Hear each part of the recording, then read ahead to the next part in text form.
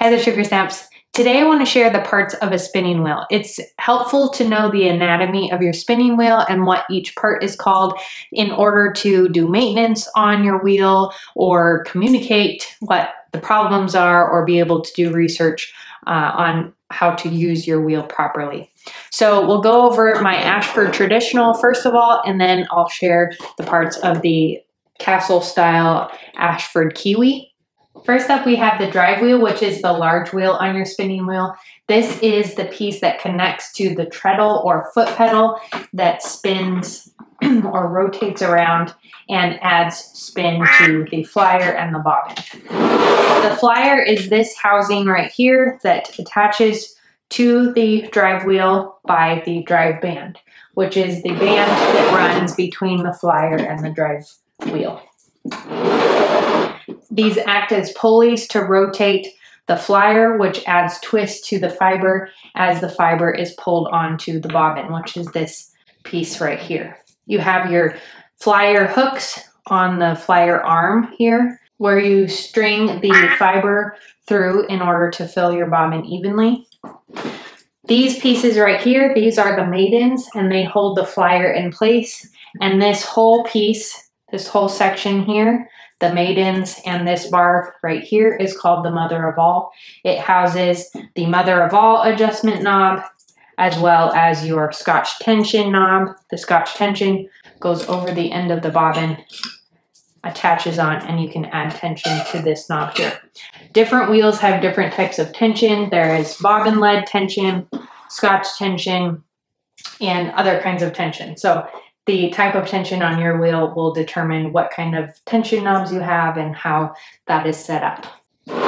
Of course, on the base of the wheel, you have the treadle or the foot pedal.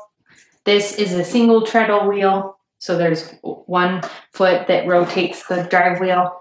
And if you switch this around, you can see the treadle is attached to the footman, which is then attached to the crankshaft, which goes into the drive wheel and rotates the wheel. When this goes around, the wheel spins.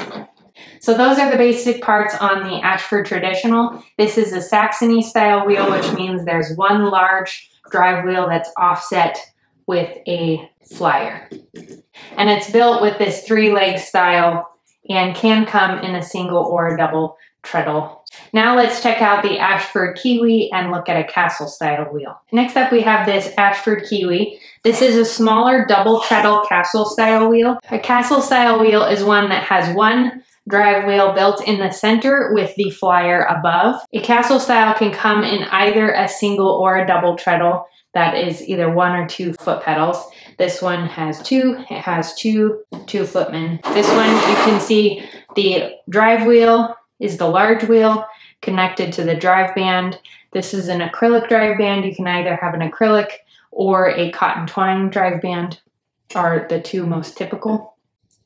This piece here, this is the flyer. It fits into the 2 maidens, which are these bars here, and then the mother of all, which is this entire section. There is the bobbin set here, and then this wheel is set up with multiple ratios, so there are 3 grooves on the drive wheel and 3 grooves on the bobbin housing that can adjust the speed of the wheel. On this wheel, the fiber guides are hooks that you can slide, you can pinch and slide around on the arms of the flyer. There is the orifice hole, which is the hole at the end of the flyer where the fiber goes in, and there's a hole on top that it threads through, wraps around, and then is twisted onto the bobbin. This wheel is also set up in Scotch tension, but it looks slightly different than the Ashford Traditional because of the way it's strung here. This wheel has a built-in lazy gate, so there are 2 bars at the base here where you can store your bobbins